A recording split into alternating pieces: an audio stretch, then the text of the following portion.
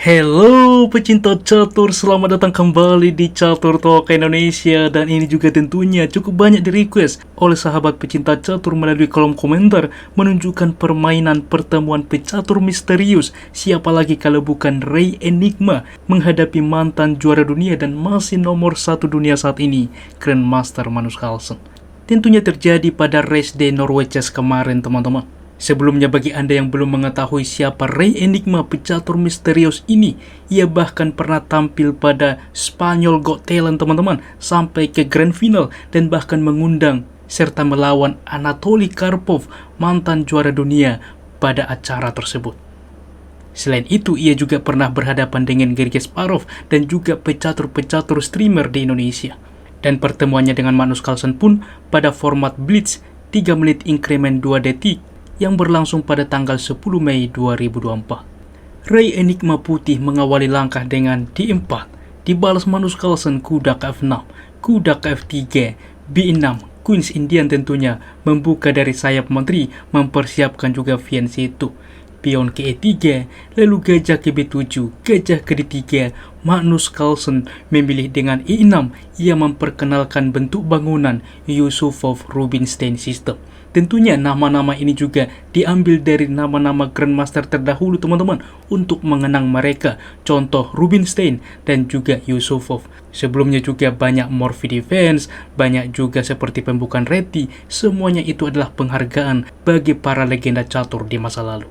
Kuda B ke D2 dilanjutkan oleh Ray Enigma, D5 saat ini, dan kuda ke E5 menempatkan di sentral. Gajah ke D6 mengancam kuda serta mempersiapkan rokade, dan juga disupport kuda di sentral memilih dengan F4, dimana dengan ide selain juga mensupport pion di sentral, mengaktifkan juga menteri ke depan atau bahkan kuda di petak F3. Pion ke C5 langsung juga counter attack dibalas oleh Magnus Carlsen, menteri ke F3 saat ini, dan kuda ke C6 menawarkan juga kuda. Pion ke C3 mempersolid pion satu sama lain, dan kuda ke E7 mencoba mereposisi diri ke depan. Mencegah juga untuk kuda menempati petak F5, maka Ray Enigma memilih dengan G4. Menteri ke C7 dilanjutkan, lalu gajah ke B5. Kuda kembali ke C6 menutup, dan pion ke G5 mengusir kuda. Kuda ke D7 dan pengamanan raja. Di sini Ray Enigma melakukan rokade. Dan melihat juga bahwa di sini rokade sayap raja, Magnus Carlsen mungkin ke depan bermain agresif. Ia akan mempersiapkan juga rokade sayap menteri, memajukan pion juga file H-nya untuk membuka file H, sehingga ia terlebih dahulu A6 untuk mengusir gajah. Gajah mundur ke D3 dan G6 saat ini. Berlanjut menteri ke H3 dengan ide seperti berikut, di mana ke depan dapat mengaktifkan menteri dan juga membuka akses petak ini ditempati oleh kuda. Kuda ke E7 saat ini juga manuver ke depan ke petak yang lebih aktif, lagi-lagi di F5 karena pion sebelumnya sudah dimajukan, teman-teman. Kuda ke F3 berlanjut dan kuda ke F5. Ini adalah langkah ke-16 dan dari sebelumnya, teman-teman, belum ada pemukulan langkah. Oke, belum ada pertukaran, sehingga pada langkah ke-17 inilah pertukaran buah pertama, yaitu gajah menerima kuda. Dan di sini pion E menerima dan berlanjut gajah juga ke D2, tentunya pengembangan menghubungkan benteng satu sama lain. Kuda juga langsung saat ini menerima kuda, kuda menerima kembali, dan betul saja di sini Magnus Carlsen memilih rokade panjang, rokade sayap menteri, dan tidak perlu khawatir tentang ancaman terhadap forkingan ke depan karena baris ke-7 atau pion F7 ini masih dilindungi oleh menteri. B4 mengambil inisiatif karena dilihat juga bahwa Magnus Carlsen di sini melakukan rokade sayap menteri dan ia rokade sayap raja, maka di sini Magnus Carlsen ke depan untuk juga mengancam dari sayap rajanya, maka di sini putih juga mengancam dari sayap menterinya, memainkan dengan B4. C4 menutup posisi, A4 untuk mendobrak ke depan. Barulah H6 counter attack dimainkan, menteri ke G3, maka pion menerima pion membuka langsung file benteng. Di sini menteri menerima dan benteng juga ke F8, di mana potensi forkingan ke depan, teman-teman. Dan di sini waktu dari putih juga sudah mulai krisis, tetapi Magnus dapat juga untuk memanage waktunya dan cukup masih banyak teman-teman. Di sini Menteri KG2 langsung mundur dan betul saja Magnus Carlsen F6, akan tetapi sebenarnya ini adalah langkah blunder atau kesalahan dari Magnus Carlsen, dan kuda juga langsung mundur dimainkan oleh Ray Enigma teman-teman. Dan coba sebelumnya kita perhatikan cuplikan video ini. Dan kita lihat teman-teman, inilah posisi kritikalnya, di mana ke depan memang ada potensi dimainkan benteng oleh Magnus Carlsen untuk mendukung pion ke F6, tentunya memforking, sehingga Menteri mundur dimainkan dan maju juga pion teman-teman. Dan kita lihat barnya di sana, tetapi tidak diterima sehingga barnya kembali unggul juga dari Magnus, dan Magnus mulai mempush pion-pionnya melaju. Dan inilah proses terjadinya permainan mereka teman-teman. Dan jelas kuda terjebak dan keunggulan kuda bagi Magnus.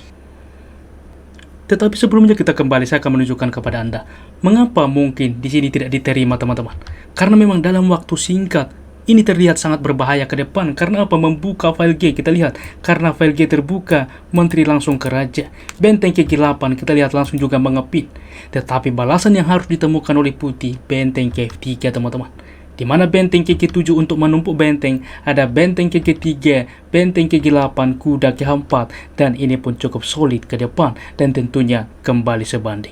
Akan tetapi ketika langsung juga dimainkan kuda mundur saat ini, sudah kita lihat G5 langsung juga mendorong ke depan, benteng KI1 maka G4, kuda terjebak teman-teman.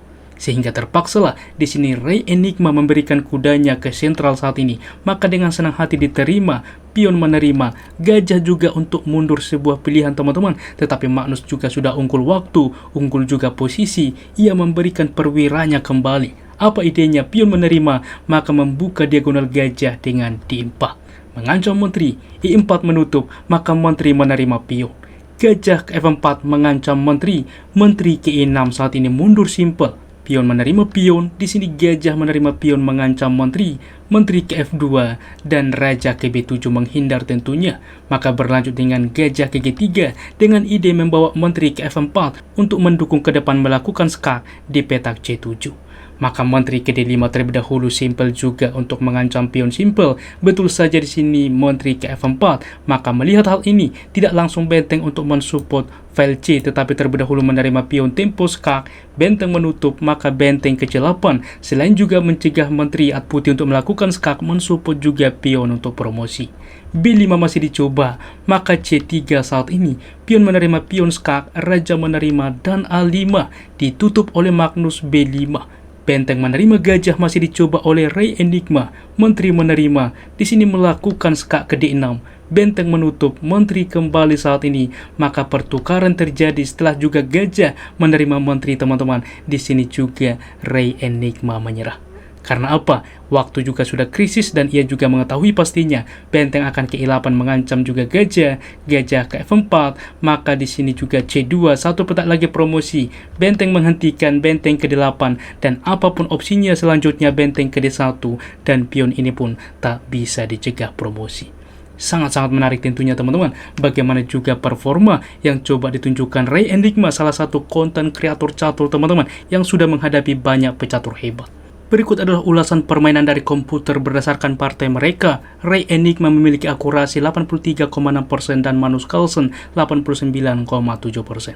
Dan tentu di sesi akhir kita masuk ke teka-teki catur yang menarik. Perhatikan teman-teman bagaimana langkah brilian yang dilakukan oleh hitam memainkan Menteri ke H4. Dan coba jelaskan mengapa ini langkah brilian dan apa kemungkinan yang terjadi pada posisi seperti ini. Mari sharing di kolom komentar dan kita diskusi bersama. Terima kasih sudah menonton teman-teman, dan juga cek juga di layar akhir video rekomendasi dari kami. Sampai jumpa di konten menarik selanjutnya. Keep sharing and keep loving. Bye-bye.